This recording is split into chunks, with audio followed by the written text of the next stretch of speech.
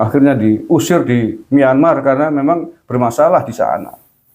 Ya, sekali lagi kita masih menerima dengan baik sepanjang kalian ini para keturunan imigran Yaman di Indonesia berlaku baik. Jangan bikin gaduh, jangan bikin masalah, jangan motong sejarah di Nusantara ini.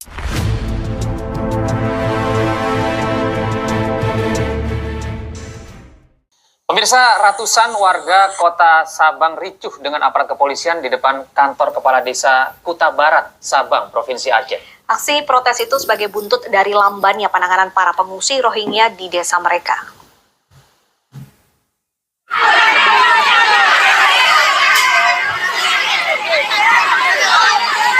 Petugas yang sedang mengamankan ratusan pengungsi Rohingya ini kewalahan mengamankan para peserta aksi hingga akhirnya terlibat saling dorong. Aksi unjuk rasa berlangsung hingga Rabu sore. Warga tetap bersikukuh agar warga Rohingya harus segera dipindah dari desa mereka. Aksi protes warga ini terjadi di depan kantor kepala desa Kuta Barat, Kecamatan Sukakarya, Kota Sabang. Warga memprotes terkait keberadaan pengungsi Rohingya di desa mereka. Warga mendesak pemerintah daerah dan UNHCR segera memindahkan 139 warga Rohingya.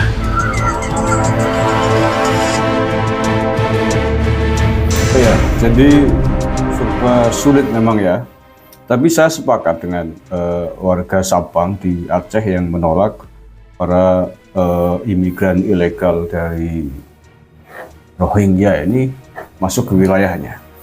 Ya, karena bukan tanpa alasan kedatangan mereka tidak hanya di Aceh saja. Yang kabarnya memang sudah pendatang, susah diatur, tidak mau terima ing pandum cara bahasa Jawanya ya.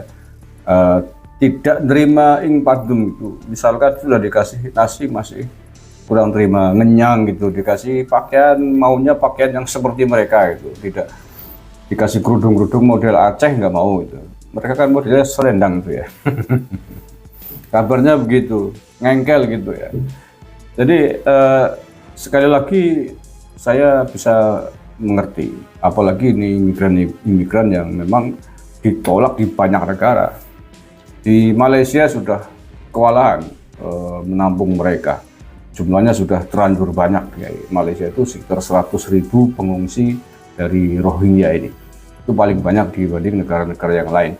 Di Indonesia masih berjumlah sekitar 1.400-an. Terakhir update disampaikan oleh Pak Mahfud MD. Dan Pak Mahfud MD termasuk yang tidak sepakat dengan menampung menerima imigran dari Rohingya ini untuk menetap di wilayah Indonesia. Sepakat. Cukuplah saya kira pengalaman kita menampung menerima imigran dari Yaman ya. Sudah dikasih hati, menyebar di berbagai wilayah, tapi pada akhirnya banyak yang bikin masalah di tanah air ini. Bikin gaduh, suka unjuk rasa, tokbak takbir, bahkan pimpinannya ada yang berkehendak ingin merubah dasar negara kita. Ingin mengubah prinsip-prinsip kita di dalam bernegara, ingin mendirikan NKRI bersyariah, ingin khilafah, bahkan bikin ormas sampai. Ini pengalaman buruk ini, imigran-imigran, keturunan imigran Yaman di Indonesia ini harus dijadikan pelajaran. Yang diterima dengan baik saja, bisa bersikap begitu, bikin gaduh di negara ini. Jangankan imigran-imigran Rohingya ini yang memang dari asalnya saja sudah bermasalah. Imigran Yaman awalnya dulu asalnya juga memang sudah bermasalah di sana. Negara penuh konflik perang saudara itu. Jadi kita harus mengambil pelajaran ini. Sepakat warga Aceh untuk tidak menerima para pengungsi ilegal dari Rohingya ini. Dan bagi para keturunan pengungsi di Yaman yang sudah terlanjur dininabobokan oleh bangsa Indonesia, bahkan diciumin kakinya. Wah. Keturunan pengungsi udah diciumi kakinya, diciumin tangannya, sorry gitu ya. Jangan mau lagi ya, warga Indonesia, warga Nahdien khususnya ini yang suka nyiumin tangan keturunan imigran Yaman, jangan dilanjutkan. Apalagi nyiumin kakinya, dibudak kamu. Mereka datang ke Indonesia dulu dibawa oleh penjajah Belanda, menjadi antek Belanda, bekerja kepada Belanda untuk melawan perjuangan para ulama kita di Nusantara. Kepala hari ini belain antek Belanda, goblok menurut saya. Ya kita menerima dengan baik, tapi mestinya sana juga berlaku dengan baik. Jangan ngaku-ngaku keturunan Nabi hanya untuk kepentingan politik. Mbajuk itu namanya.